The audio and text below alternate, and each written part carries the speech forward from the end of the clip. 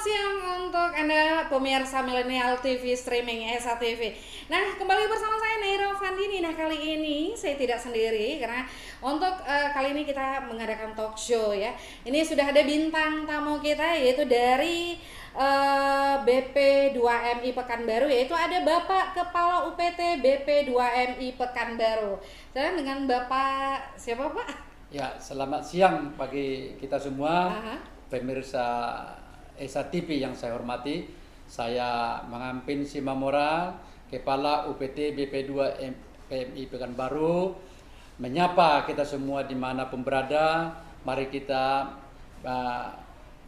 mendengar sejenak tentang bekerja ke luar negeri berbasis penempatan atau berbasis perlindungan.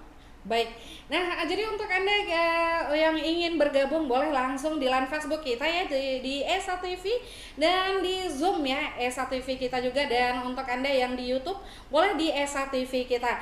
Nah tema kita pada kali ini ya Bapak ya, ini yaitu pencegahan penempatan non prosedural PMI ke luar negeri.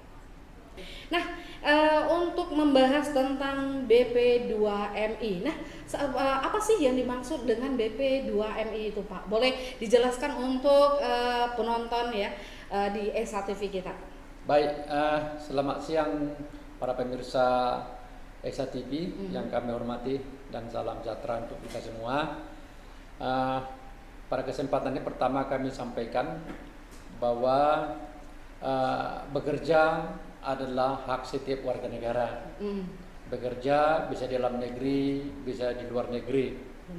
Ya, untuk di luar negeri itu sebagaimana diatur oleh Undang-Undang Nomor 18 Tahun 2017 tentang pelindungan pekerja migran Indonesia. Artinya bahwa dahulu disebut tenaga kerja Indonesia, sekarang dirubah menjadi pekerja migran Indonesia. Jadi atau disingkat dengan PMI. Ini mempunyai makna yang sangat dalam, di mana seluruh proses penempatan bekerja ke luar negeri itu adalah berbasis perlindungan. Jadi dilindungi mulai sebelum bekerja, saat bekerja, dan setelah pulang dari luar negeri. Dengan demikian kita sampaikan bahwa bekerja di luar negeri yang berbasis perlindungan ini adalah harus tidak atau jauh dari perdagangan manusia atau perbudakan dan kekerasan, dan juga penempatan diwujudkan kepada pekerjaan yaitu mempunyai skill dan kompetensi sesuai dengan permintaan luar negeri dan kemampuan calon-calon pekerja migran kita. Jadi artinya sekarang kita tidaklah menempatkan orang-orang yang tidak berkompetensi. Itu salah satu intinya. Oke, jadi dengan seperti itu kita dapat memantau pekerjaan mereka ya Pak selama berlangsung dan sampai sesudah pekerja itu kembali ke Indonesia. Benar seperti itu ya Pak ya? Ya. Oke. Nah, ke selanjutnya ini sebenarnya definisi pekerjaan migran itu seperti apa sih Pak? Gitu. Baik. Calon pertama CPNI, calon pekerja migran Indonesia, itu adalah setiap warga negara yang memenuhi persyaratan untuk untuk sebagai pencari kerja. Ini baru pencari kerja dan terdaftar di Dinas Tenaga Kerja Kabupaten Kota. Itu baru itu mempunyai minat untuk bekerja ke luar negeri dan mendaftarkan diri di Dinas Tenaga Kerja setempat. Sedangkan PMI adalah pekerja migran Indonesia adalah orang yang akan sedang atau sudah melakukan pekerjaan di luar negeri dan menerima upah, tentu saja itu sesuai dengan undang-undang yang berlaku baik di negara kita maupun di negara penempatan. Itu yang kita definisinya. Nah, untuk rang usianya itu ada nggak sih Pak untuk kita bekerja ke luar negeri itu ada usianya nggak, sekitar misalnya mana tahu di atas 8 tahun ke atas boleh bekerja ke luar negeri gitu. Baik, pertama kami sampaikan bahwa bekerja di luar negeri tentu saja ada persyaratan-persyaratannya. Persyaratan yang dimaksud adalah kami sampaikan kepada kita semua itu Setiap warga negara itu minimal berumur 18 tahun. 18 tahun ya. Setidaknya sudah memiliki EKTP yang pastinya ya Pak ya. Itu salah satu pesertanya, EKTP salah satu pesertanya untuk mendapatkan dokumen-dokumen lainnya. Benar. Dan setelah itu memiliki kompetensi. Kompetensi ini yang sangat perlu. Jadi kalau mereka tidak mempunyai kompetensi, ya urung dulu lah bekerja di luar negeri agar ini tidak bekerja secara asal-asalan, tapi mereka yang sudah dilatih melakukan pelatihan, apalagi bahasa di negara penempatan itu sangat perlu. Dan sehat jasmani dan rohani, tentu saja ini harus dibuktikan bahwa mereka harus selektif, dicek kesehatannya sesuai dengan prosedur-prosedur ya di kesehatan baik dari dalam negeri maupun dari negara-negara yang sebagai user. Dan seterusnya bahwa terdaftar dan memiliki nomor kepesertaan jaminan sosial. Ini perlu sekali agar mereka itu juga mendapat asuransi. Ya, asuransi selama bekerja ya Pak ya. Ya, dan sangat pulang juga ke dalam negeri dan juga tentu saja memenuhi kelengkapan dokumen yang telah yang dipersyaratkan ya. Dokumen seperti itu tentu saja dokumen itu pertama sekali ada izin. Ya, ada izin dari orang tua, dari wali atau istri atau suami yang diketahui oleh kepala desa atau kelurahan. Ini penting agar tidak ada manipulasi ya di situ.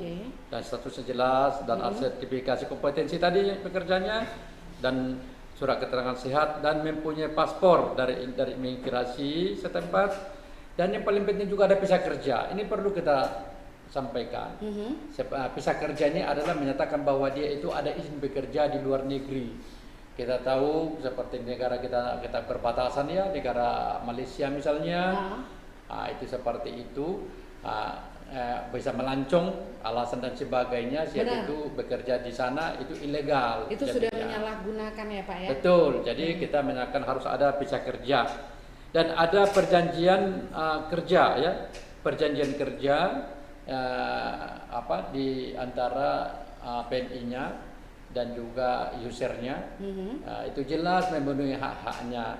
Dan setelah itu maka nanti inilah proses-prosesnya, maka datang ke Dinas Tenaga Kerja Kabupaten Kota dan selanjutnya nanti akan datang juga ke kantor kita, di kantor UPT BP2 Pekanbaru yang di Jalan Taman Sari, Tangerang Pekanbaru. Nanti situ nanti akan ada OPP, orientasi pra pemberangkatan, dan menyatakan apa hak-haknya, nanti kita ulas semua, dan juga bagaimana undang-undang ketenagakerjaan di negara penempatan juga harus dia memahaminya. Dan setelah itu nanti kita buat EKTKN, kartu tenaga kerja luar negeri. Jadi disitulah terekam datanya, di mana dia bekerjanya, bagaimana keluarganya, apa sebenarnya upahnya, jelas semua. Apabila siapapun mau melihat dia di mana, itu diklik keluar.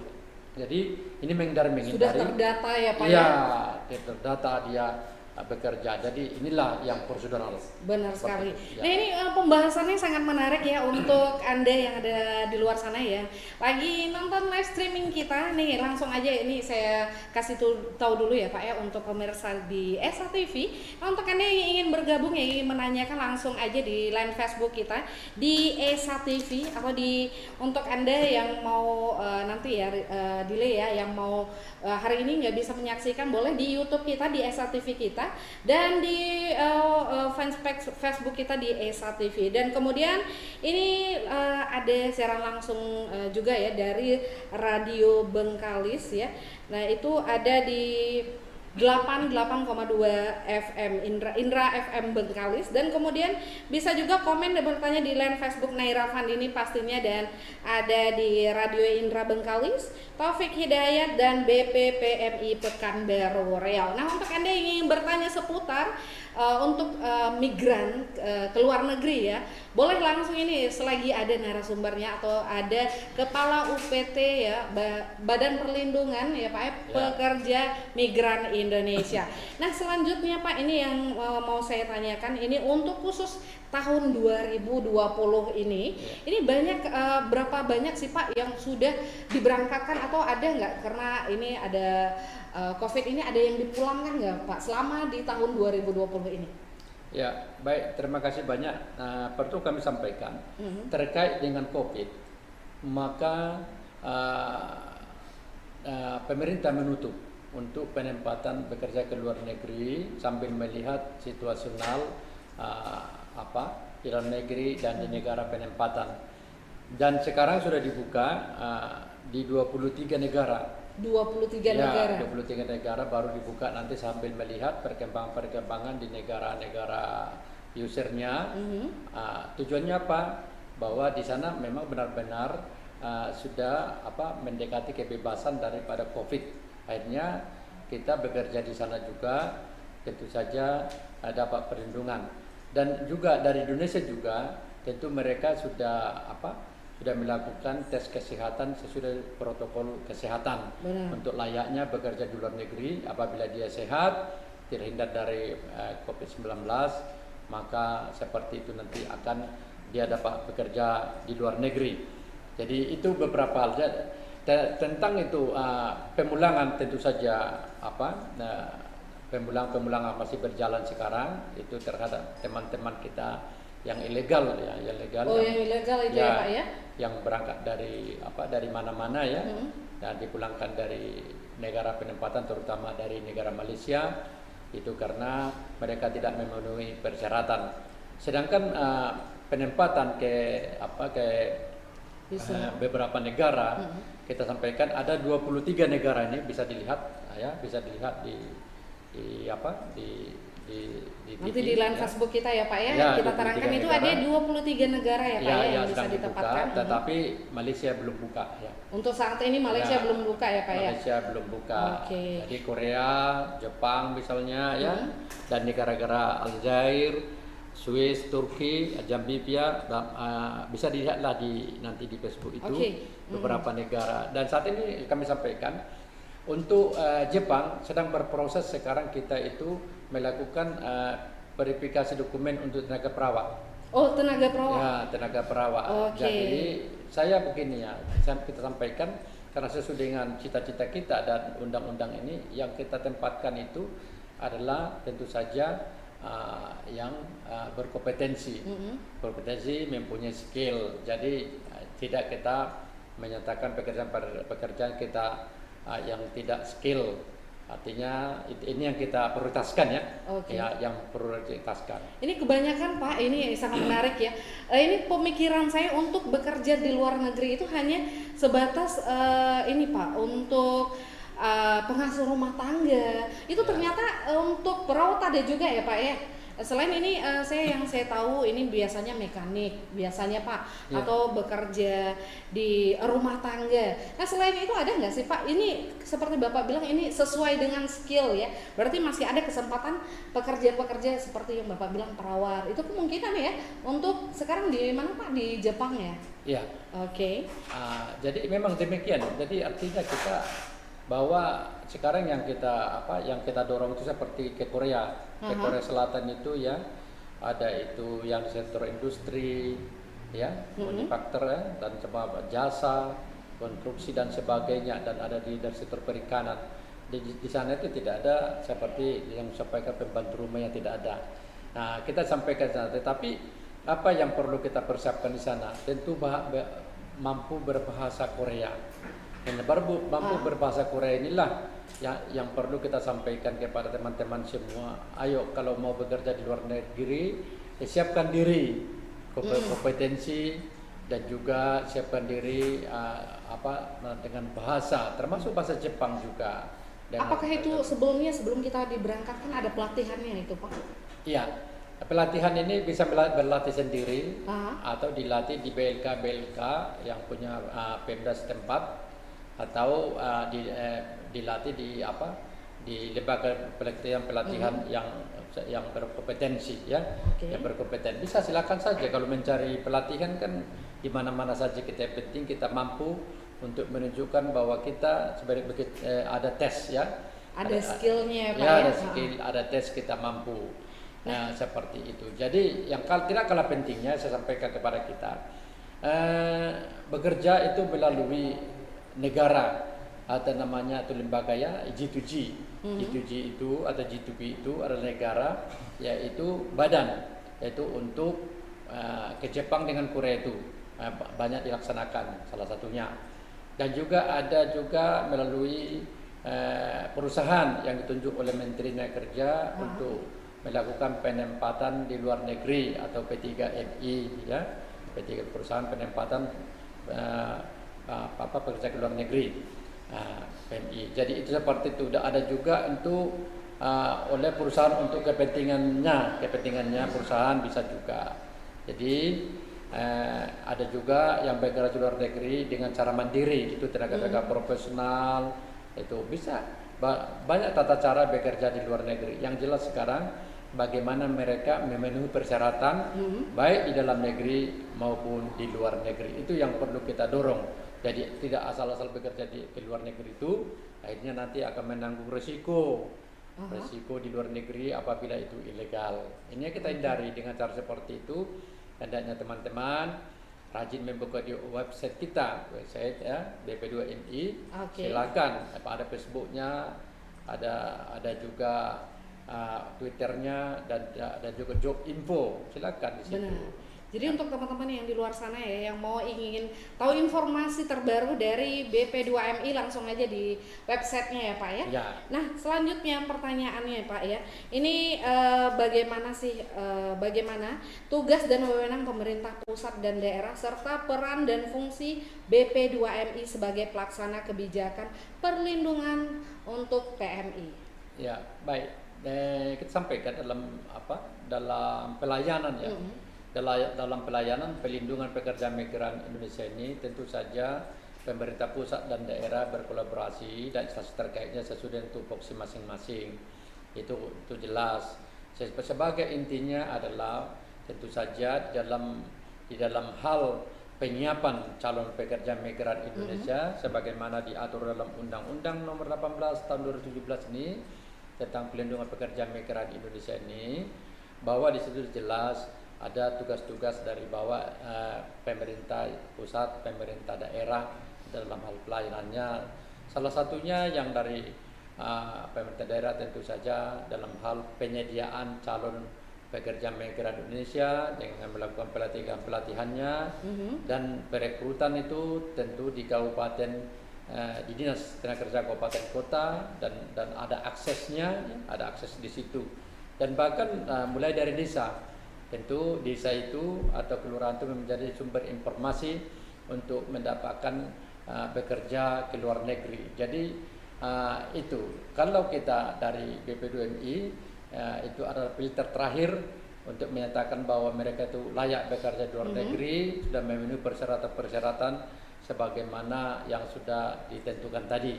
Jadi artinya semuanya itu melakukan pelayanan sesuai dengan tupoksinya. Jadi inilah yang kita sampaikan semua, bahwa peran-peran di situ sudah jelas ya, sudah jelas semua. Yang jelas semua yang mau bekerja ke luar negeri itu harus melalui pelatihan. Benar.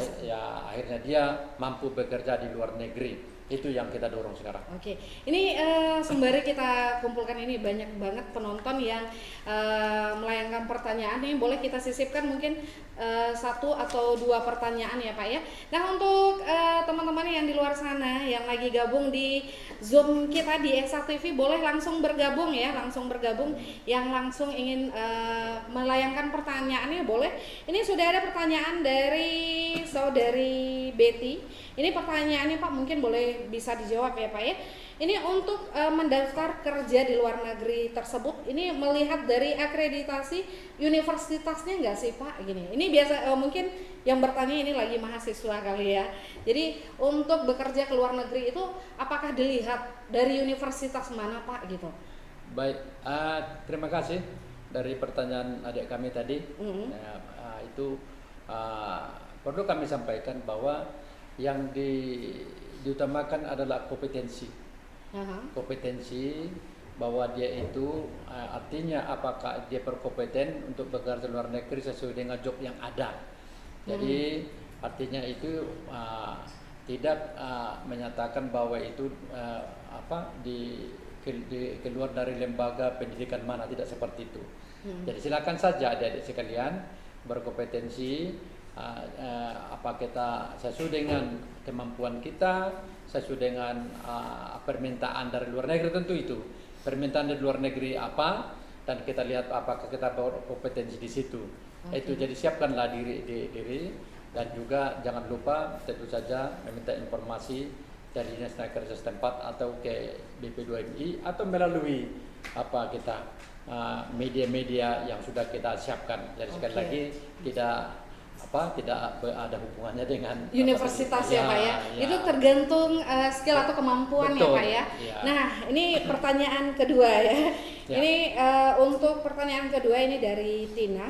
Haruskah si pelamar pandai dalam berbahasa Inggris? Dan jika kalau belum mahir dalam berbahasa Inggris, apakah ada pembekalan tertentu terkait bahasa Inggris atau bahasa negara yang kita pilih sebagai negara untuk kita bekerja? Nah, ini seperti pertanyaannya, apakah di saat kita menjadi migran itu kita yang memilih negara atau BP2MI ini yang menunjukkan negara untuk kita bekerja? Ya, terima kasih banyak. Tentu saja kita melihat kita calon yang mau bekerja di luar negeri itu tentu dia harus menyiapkan diri, itu intinya. Menyiapkan diri dulu ya, pastinya, menyiapkan Pak, diri.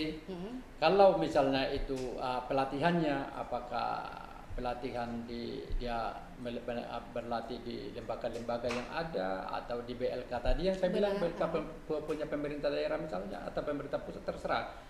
Tapi yang jelas sekarang ini dia memang kemampuan berbahasa itu salah satu persyaratan. Persyaratan ya Pak ya. Ya, jadi bahasa. Setidaknya untuk bahasa Inggris dulu ya Pak ya. Ya, tergantung negara di mana dia bekerja. Oh, tergantung. Berarti kalau misalnya ini pemilihan tempat itu dari kita sendiri atau dari BP2MI yang menempatkan Pak? Ya, tentu saja yang memilih itu ya calon pekerja itu yang memilih. Calon pekerja, misalnya saya ingin ke Korea, berarti kita harus belajar sebelum berangkat untuk berbahasa Korea ya Pak ya. Betul.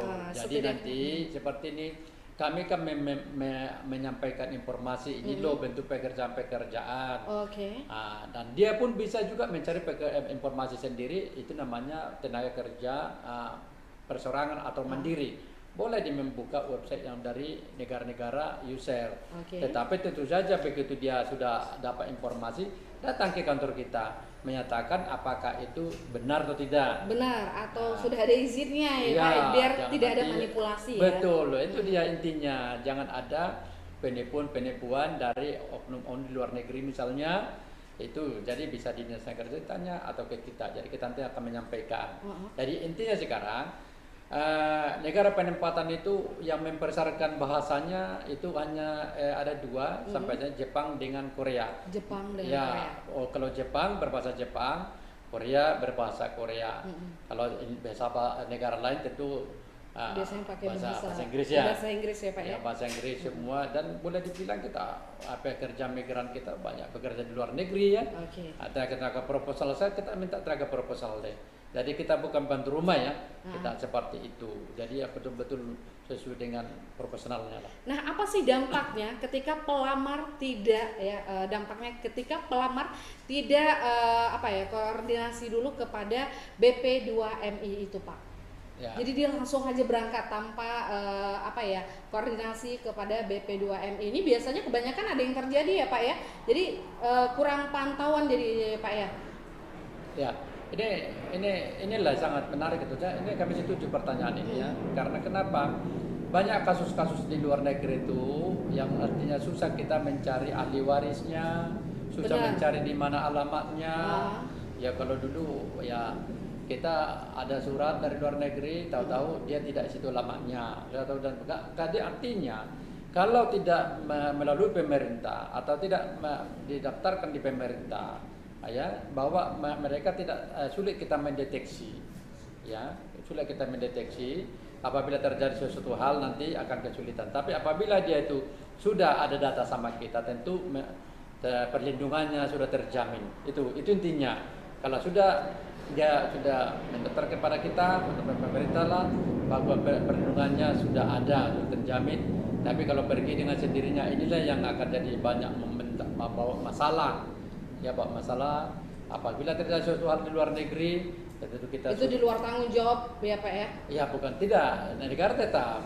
Oh tetap? Ya, negara tetap melindungi siapapun warga negaranya. Cuma ada tidak secepatnya kita membantu apabila dia mendaftar ke kita. Oke, Kita kan benar-benar. kalau sudah kita semua kan penempatan kita kan sudah by system. Cisco TKLN namanya ya, udah pakai Cisco kita. Apabila ya tinggal mengklik namanya, itu udah keluar semua datanya, semua kita dengan perwakilan kita di luar negeri dan siapapun dan usernya pun dan siapa yang menempatkan dia sudah semua ya kita dapat bersama untuk melakukan pelindungannya. Tapi apabila kita daftar sebagainya, ini tentu akan ada kesulitannya, itu saja, tapi tetap kita laksanakan. Oke, baik Pak. Ini sekali lagi saya ingatkan ya untuk pemirsa yang di luar sana yang mau bertanya nanti di Zoom boleh ya, kita langsung terhubung di Zoom, tapi nanti setelah break. Ini break.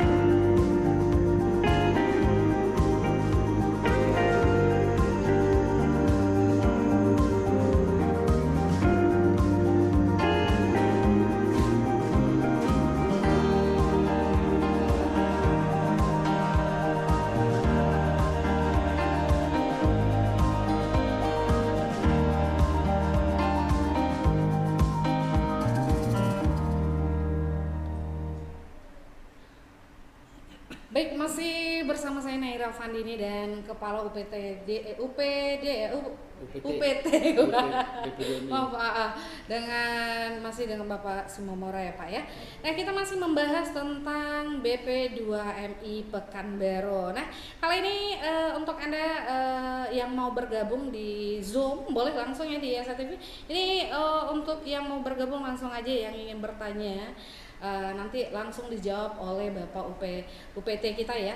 Jadi untuk Anda yang misalnya ingin berangkat bekerja ke luar negeri yang masih ragu-ragu, bahwasanya ini banyak banget ya Pak ya pemikiran untuk orang awam yang belum pernah ke luar negeri ini biasanya, aduh nanti saya berangkat sana saya takut gitu kan. Dan yang kedua nilai positifnya kalau kita berangkat ke luar negeri, nah ini banyak dampak baiknya apabila Anda terdaftar di BP2MI ya Pak ya, dapat pemantauan.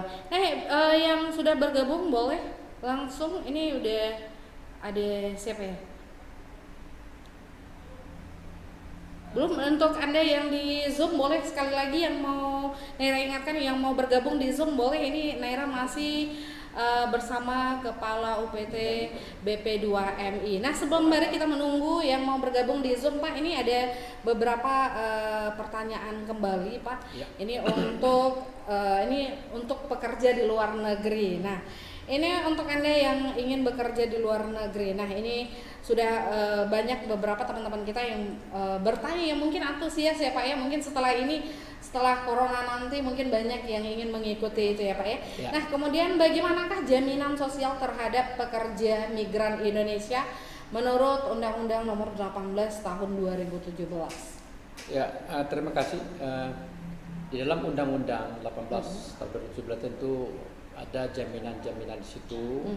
Itu kita manajemen sosial itu bagi PMI-nya ya, dan juga bagi keluarganya juga.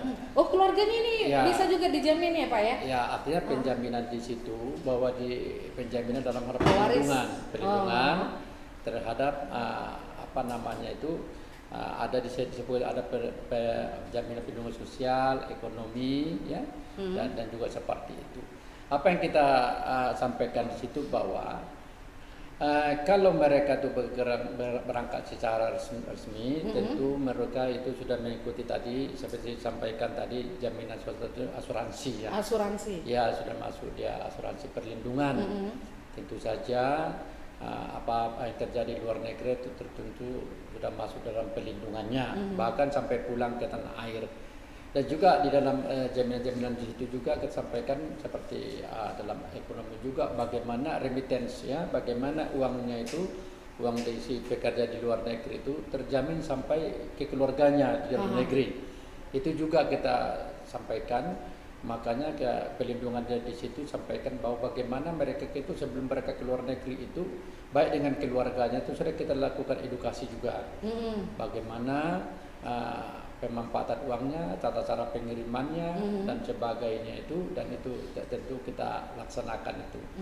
Jadi artinya di situ bahwa mereka itu tetap jelaslah terlindungi dalam hal apabila ada suatu hal di dalam dan di luar negeri, apabila mereka memang sudah menetapkan diri dan bekerja secara legal ke luar negeri. Ini yang kami sampaikan. Oke.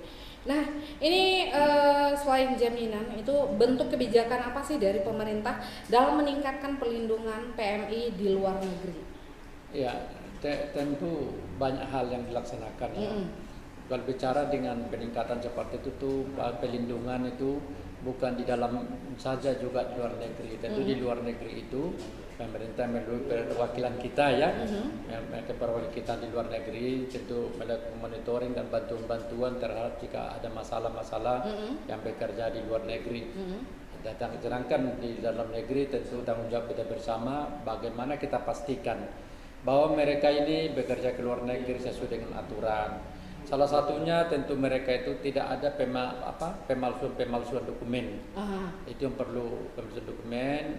Mulai dari keluarga, artinya keluarga juga harus melakukan safety atau perlindungan kepada calon pekerja migran itu, bahwa mereka dijamin bahwa semua data-data itu benar adanya, tidak ada rekayasa, tidak ada penggantian dan sebagainya. Apalagi namanya itu kalau ada umur ya, umur itu kadang-kadang bisa juga apa namanya itu kalau ada pemalsuan umur misalnya seperti itu. Jadi pelindungan ini mulai dari keluarga, harus melindungi siapapun yang mau bekerja di luar negeri agar mereka benar-benar memberikan data yang real ya Pak ya? Ya, real dan juga nanti itu kan untuk dia juga, untuk kepentingan dia dan juga kepentingan kita bersama. Kita bercita-cita bahwa seluruh yang bekerja ke luar negeri itu adalah kalau bisa zero permasalahan ya, itu yang kita sampaikan. Jadi untuk itu baik apa namanya itu tentu pemantauan di luar negeri juga tentara user bagaimana pekerjaannya itu tentu dilakukan oleh perwakilan kita. Tinggal sekarang bagaimana si calon pekerja migran Indonesia ini menyiapkan diri, ya menyiapkan diri. Kalau dibilang itu was-was, hati-hati, ya kita setuju. Saya setuju ya. Jadi tidak lebih baik menjaga diri ya Pak ya. Ya, apakah saya berkompetensi untuk bekerja ke luar negeri? Jangan kebanyakan kan kadang-kadang kan dirayu orang lain, diminta begini, diminta begitu, dikasih iming-iming, bekerja di apalagi di negara Malaysia. Negara Malaysia tentu saja tidak memerlukan keahlian-keahlian khusus seperti bahasa kan, kita satu bahasa dengan mereka. Artinya bisa-bisa saja calo-calo dan orang-orang yang tidak berkompetensi itu bahwa melakukan informasi dan perekrutan yang jelas.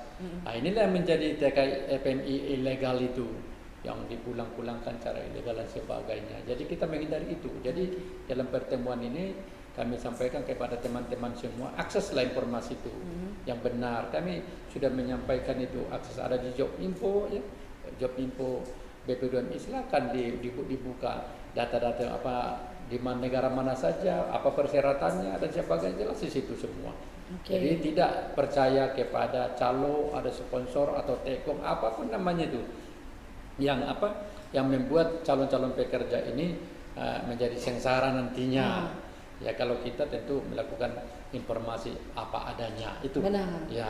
Jangan lebih mempercayai iming-iming yang menjanjikan padahal itu belum pasti ya Pak ya. Benar. Nah tadi menarik banget ya, tadi ada sempat terdengar itu dari TKI. Kenapa TKI kenapa bisa berubah menjadi PMI Pak?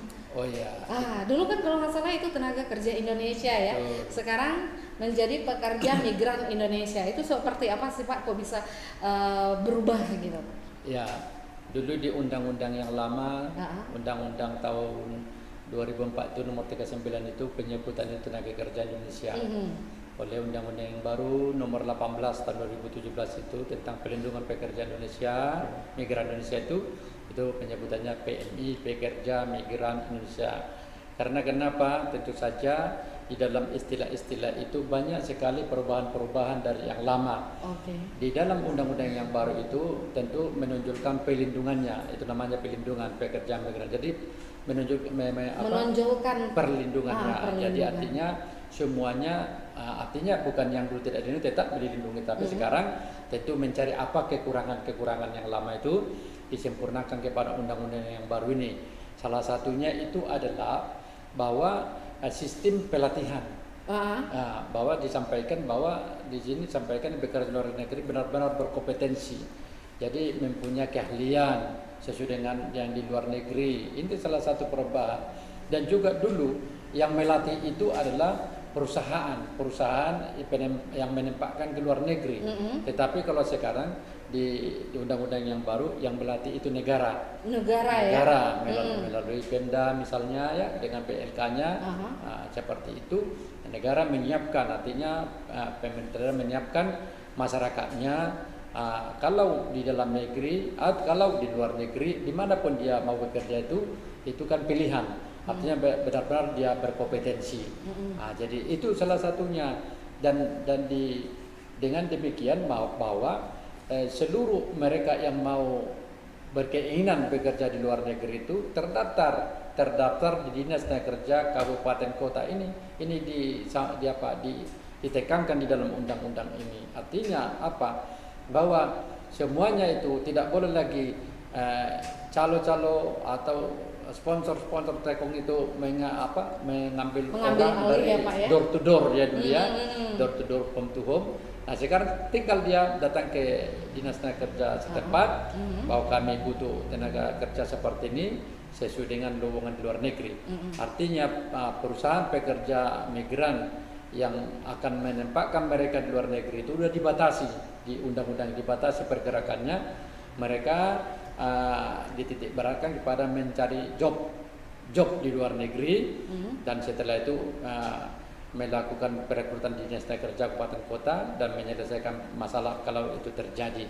Jadi yang kita sampaikan saat ini adalah bahwa calon pekerja luar negeri itu tidak ada di database-nya di dinas tenaga kerja kabupaten kota. Ini titik-titik yang perubahan-perubahan. Salah satunya selain perubahan-perubahan banyak hal. Ya, perubahan itu seperti bilang tadi itu bahwa perlindungannya tentu saja lebih ditingkatkan lagi, ya, itu. Nah, ini kembali masih Nere ingatkan untuk Anda yang bergabung di line Zoom kita, boleh langsung aja kita hubungkan. Sudah ada yang terhubung? Belum ya. Jadi ini Pak, kembali. Ini seandainya nih untuk pemirsa ya, untuk pemirsa misalnya yang ingin bekerja, yang ingin tahu jobnya, tapi nanti dulu ya Pak ya. Ini mana tahu untuk di luar negeri membuka lowongan gitu ya, mungkin bisa di mana kita mau kasih informasinya, tapi setelah pariwara satu ini.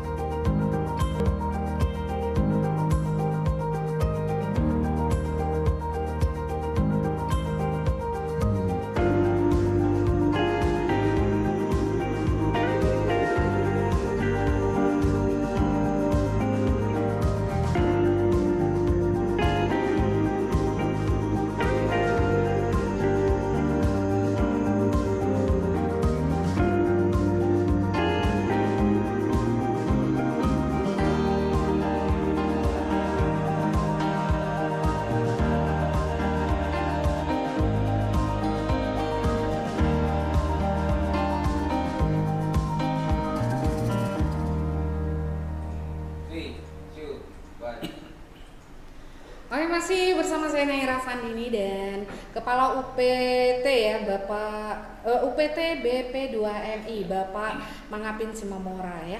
Nah ini kembali ini ada pertanyaan ya Pak ya. Ini selagi masih waktunya masih ada sama kepalanya mungkin langsung dipertanyakan semuanya nih ya. Ini bagaimanakah caranya masyarakat untuk mendapatkan pelatihan bekerja ke luar negeri mengingat di Pekanbaru khususnya belum memiliki BLKLM? Ya, baik, terima kasih. Pertanyaan yang bagus itu.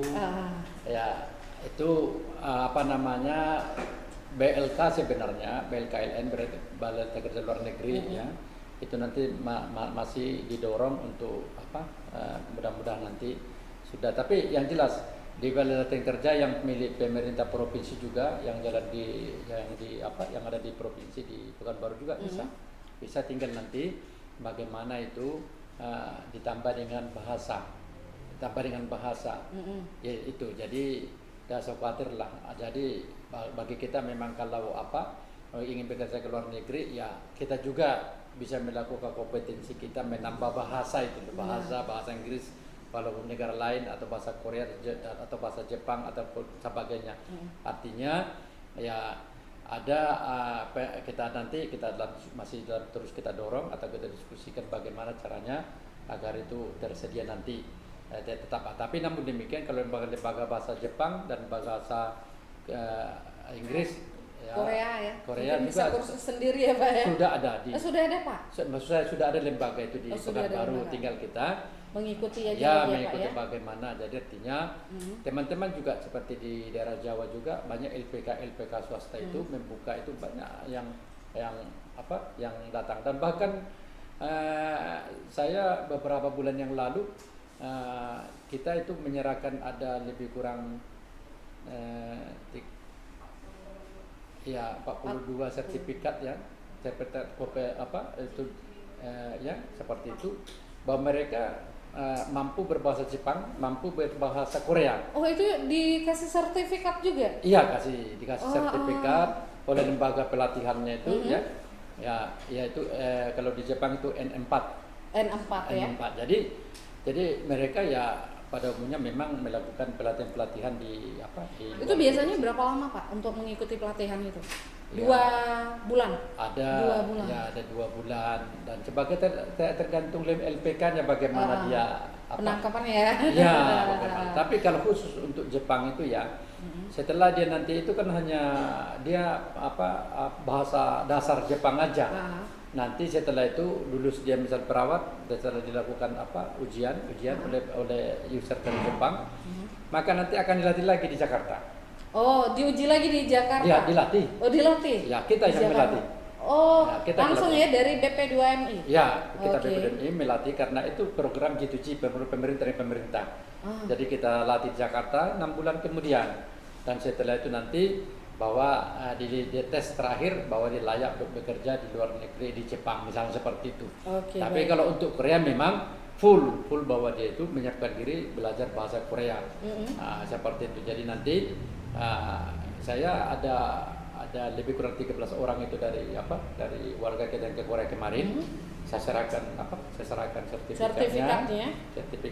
Cuma karena COVID itu bulan itu artinya dia sekarang menunggu pemberangkatan ya. Tetapi jadi artinya mereka EPS topik istilah bahasa Korea. Nah, mereka lulus dan kita serahkan dan Riau ya. Riau ini jadi tapi mereka pada umumnya saya tanya mereka belajar bahasa Korea rata-rata di Jawa. Di Jawa. Tetapi artinya bahwa anak-anak muda kita ini ya, tidak tertutup kemungkinan dia itu mau keinginan bekerja di luar negeri dan dia memenuhi kompetensinya, belajar kompetensinya dimanapun dia berada. Melatih dirinya sendiri ya Pak. Ini banyak banget nih untuk pemirsa ya mungkin yang lebih antusias ya. Nah kita coba dicek line Facebook ya Pak ya, untuk ini. Tapi sembari saya cek boleh disampaikan Pak untuk persyaratan mengikuti ataupun langkah-langkah untuk kita bisa bekerja di luar negeri. Ya, Ya, tentu saja langkah-langkah itu seperti saya sampaikan tadi, mendaftar dinas kabupaten kota. Dan setelah itu nanti lihat di job infonya, apa job yang terserah di luar negeri. Itu di website BP2MI ya Pak ya? Ya, BP2MI. Itu ada info-info untuk jobnya ya Pak ya? Ya, ada job info. Nanti kita terapkan di Facebook atau di mana nanti, atau bisa dilihat ya. Itu ada, kita punya, silakan saja diklik dan lihat nanti kemampuan dia di mana. Setelah itu nanti tentu dia menyiapkan diri untuk bisa bekerja di situ. Jadi baru. Nah tentu jangan lupa semuanya itu harus dimulai dinas ketenagakerjaan di kabupaten kota mendaftar di situ, dan nanti kami akan bekerjasama dengan dinasnya bagaimana perekrutan kelanjutannya dan bagaimana sampai dia bekerja di luar negeri. Nah untuk di line Facebook ya yang ingin bertanya boleh langsung layangkan pertanyaannya, tapi untuk line Facebook ini belum, untuk line Facebook SATV ya, boleh langsung untuk yang ingin bertanya langsung sampaikan pertanyaannya selagi Kepala UPTD masih ada di sini. Nah untuk selanjutnya ini untuk pertanyaannya belum bisa terbaca di sini ya, di fanspage SATV. Oke. Jadi untuk pertanyaan boleh. Belum. Jadi ini Pak, masih ada pertanyaan-pertanyaan yang ditanyakan nih dari teman-teman kita. Nah, apa sih misalnya ini banyak PMI yang sukses, ini bagaimana sih caranya kok mereka bisa sukses di luar negeri? Ini kan banyak juga yang kita ceritanya ada, itu sebenarnya tergantung ya, tapi dari Bapak sendiri gimana sih Pak, kenapa pekerja migran Indonesia kebanyakan ada yang sukses, itu gimana sih caranya? Ya jelas, lebih banyak sukses sebenarnya. Jelas itu bisa membantu negara juga ya Pak ya? Ya jelas itu, bagaimanapun negara berterima kasih terhadap devisa ya yang disumbangkan teman-teman yang bekerja di luar negeri, karena mereka itu pahlawan devisa. Benar. Dan bahkan kita dari slogan kita di BP2MI bahwa melayani PMI itu dari ujung kaki sampai ujung rambut. Artinya iya begitu. Jadi mereka itu kita layani seperti VVIP. Jadi mereka itu sekarang. Jadi jangan memandang sebelah mata ya Pak ya. Jadi untuk Anda yang ingin ingin menggebu-gebu langsung aja yang mau mendaftarkan, tapi setelah ini ya Pak, mungkin corona ini ya Pak ya. Ya, bisa ya Pak ya. Sekarang kita sampaikan 23 negara sekarang sudah buka. Oh 23 sudah buka Pak. Sudah buka, tadi kita sampaikan. 23 bisa dilihat nanti di website kita ya. 23 negara. Jadi seperti itu. Yang perlu kita sampaikan begini, kiat sukses tadi yang menarik. Ya, jangan nanti karena ada masalah satu yang sekian juta jadi tidak sukses kan. Ini ada pertanyaan itu, Pak di line Facebook. Oh masih? Saya sampaikan dulu. Kiat sukses itu pertama sekali menyiapkan diri. Siapkan diri di kita. Jadi orang yang masih ragu, atau orang tidak berkompetensi, atau orang yang tidak mempunyai minat, jangan bekerja di luar negeri.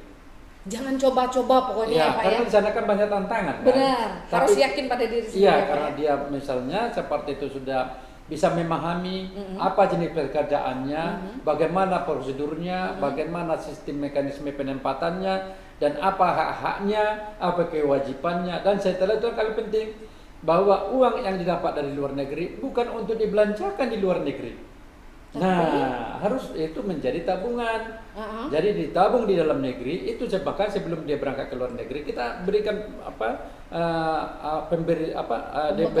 pembekalan dengan pihak bank, cara dia mengirim uang dan sebagainya, dan penggunaannya nanti. Jadi pulang dari dalam setelah habis masa kontrak, maka kalau bisa dibuka usaha.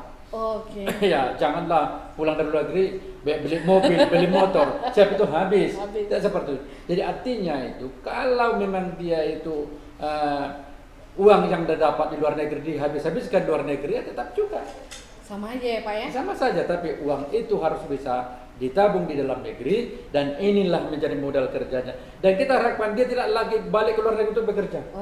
Kita harapkan seperti tidak lagi balik lagi, tapi menjadi pengusaha di dalam negeri lagi. Iya, yang sukses apapun namanya. Kami juga ada buku-buku yang sukses.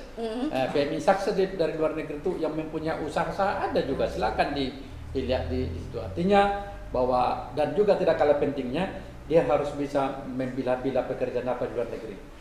Ya, sesuai dengan kemampuan. Seperti itu, ya. Ini ada pertanyaan di line Facebook kita, Pak. Ya. Ini di tahun 2020 BP2MI Pekanbaru sudah berapa banyak memulangkan PMI non prosedural ke tempat asalnya, dan kebanyakan didominasi PMI non prosedural ini dari daerah mana? Terima kasih, katanya.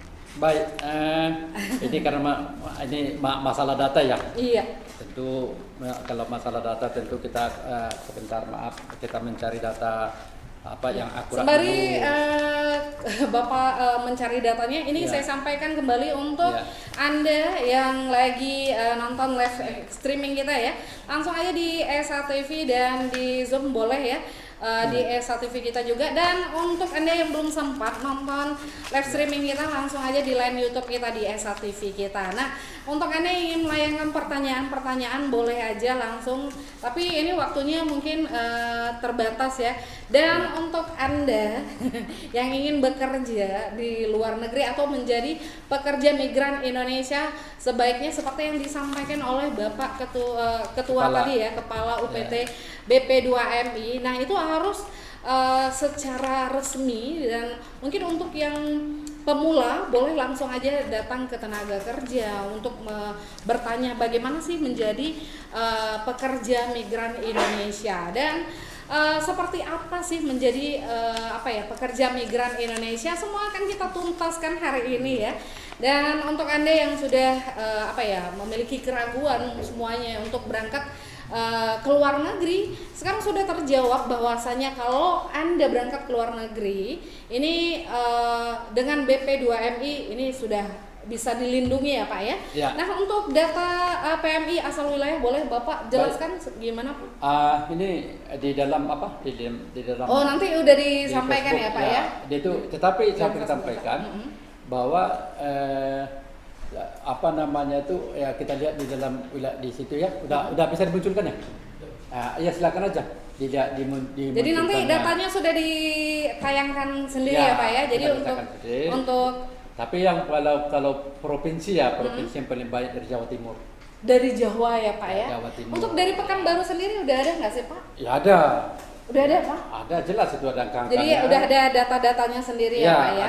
Ada jelas itu berapa banyak yang kita pulangkan, itu silakan dilihat. Oke. Di data kita ya. Yang jelas semua itu pemulangan itu kita pulangkan sampai ke rumah. Ke rumah ya Pak. Ya, biasanya ini untuk yang pemulangan itu ada masalah atau memang kontraknya sudah habis? Ya, yang kita pulangkan ini pada umumnya itu ada ilegal. Deportasi. Jadi deportasi kalau itu lebih rata-rata 1.500-an per tahun. Per tahun? Ya, 1.500-an itu melalui rumah ya. Yang kita pulangkan. Jadi khusus untuk pemulangannya itu kita selalu memulangkan.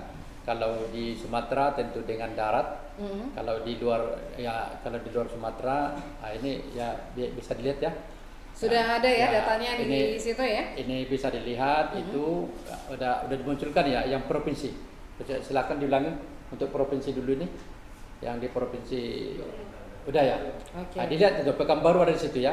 Nah, dilihat Pekanbaru ada untuk 2020.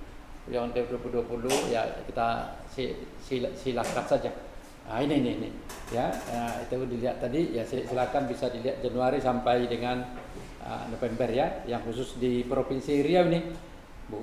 Ini yang kita sampaikan khusus Provinsi Riau. Semuanya udah untuk Provinsi Riau sudah ada ya. Tapi kalau untuk secara nasional beda lagi. Beda. Ya. Itu mungkin lebih banyak lagi ya Pak ya, belum nggak bisa kita jelaskan di sini. Sekitar 1.114 kalau salah. Jadi untuk Anda yang ini ingin mendapatkan informasi terkait PMI itu di mana Pak? Untuk masyarakat yang ingin mendapatkan informasi terkait PMI? Bisa di website kita? Ya, jelas itu saya sampaikan. Jadi pertama sekali silakan kunjungi website dari dari BP2MI. Silakan, itu ada kita nanti kita sampaikan di sini, kita pampangkan lah. Ya, silakan. Nah, ini dia. Oh, ini dia tertera. Jadi kita sampaikan ini, silakan diakses mana langsung saja. Langsung aja akses, kunjungi langsung ya Pak ya. Dan begitu dia sudah berminat mau ke luar negeri, mendaftarlah di Dinas Kabupaten Kota gitulah. Ya, tapi kalau informasinya boleh, ini silakan. Seperti sekarang ini kan ada pembukaan di misalnya salah satunya ya. Sebenarnya 23 negara sudah buka. 23 negara tadi sudah buka ya Pak ya. Jadi salah satunya misalnya di Taiwan. Ya silakan saja diakses. Sekarang lagi bergulir di Taiwan misalnya, apakah dia berkompetensi untuk itu. Jadi kalau saya misalnya yang kita lihat ya negara-negara yang membutuhkan profesional gitu, itu yang kita utamakan lah. Kalau misalnya negara Malaysia kadang-kadang kan untuk tenaga-tenaga tak terlalu mengapakan skill ya. Nah, itu yang umumnya ya, tapi ada juga kalau ada juga yang high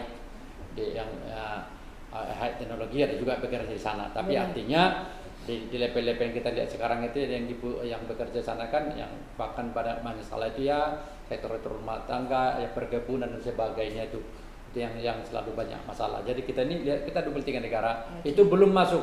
Saat ini saya bicara bahwa Malaysia belum buka lagi ya Pak ya. Entahlah besok atau lusa kita lihat negara kita.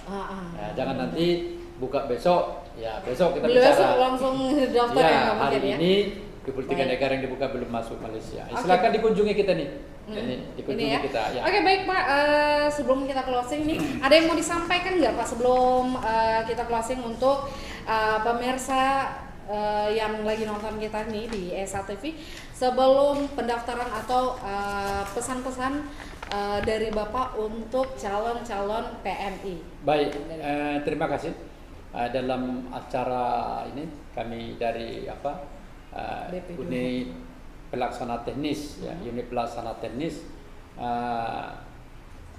dari Badan Pelindungan Pekerja Migran Indonesia menyatakan kepada kita semua, kalau bekerja ke luar negeri ikutilah prosedur yang berlaku. Benar.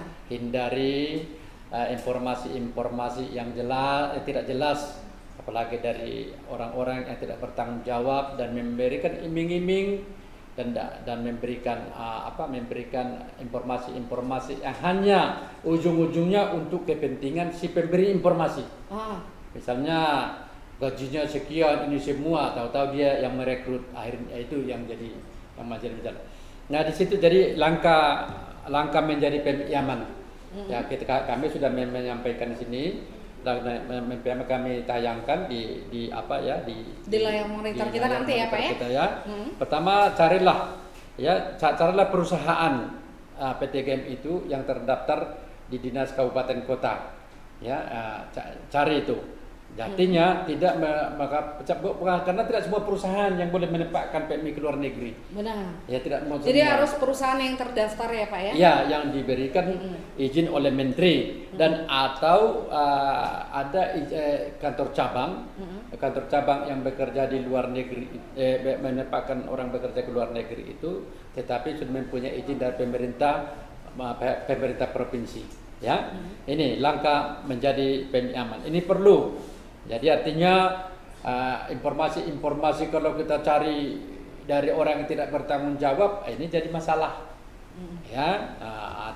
Seperti itu. Jadi selain yang ini langkah-langkah langkah-langkah yang kita untuk bekerja ke luar negeri, artinya bisa kita lihat di website kita ya, di tayangan kita. Ini langkah-langkah kita. Jadi artinya menjadi PMI aman itu benar-benar itu sudah mendaftar semua perekrutan, pendaftaran, penempatan, sudah sesuai dengan mekanisme yang dibuat pemerintah. Inilah menjadi langkah-langkah aman. Bisa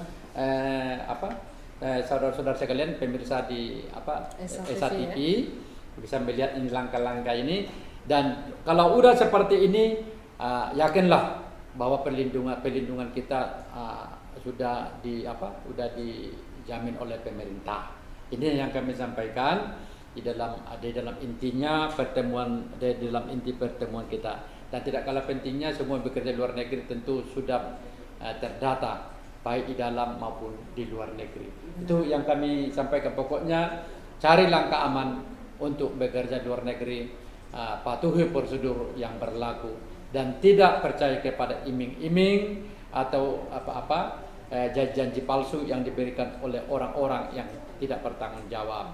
Dan kalau ada sesuatu hal, silakan melapor kepada aparat setempat. Kalau itu menyangkut pidana, kalau informasi kita siap BP2MI di Pekanbaru ya, dengan akses kita tadi atau Dinas Tenaga Kerja Kabupaten Kota setempat. Ini yang kita harapkan. Jadi dengan demikian maka kita menekan dan minimalisir untuk penempatan pekerja di luar negeri secara ilegal.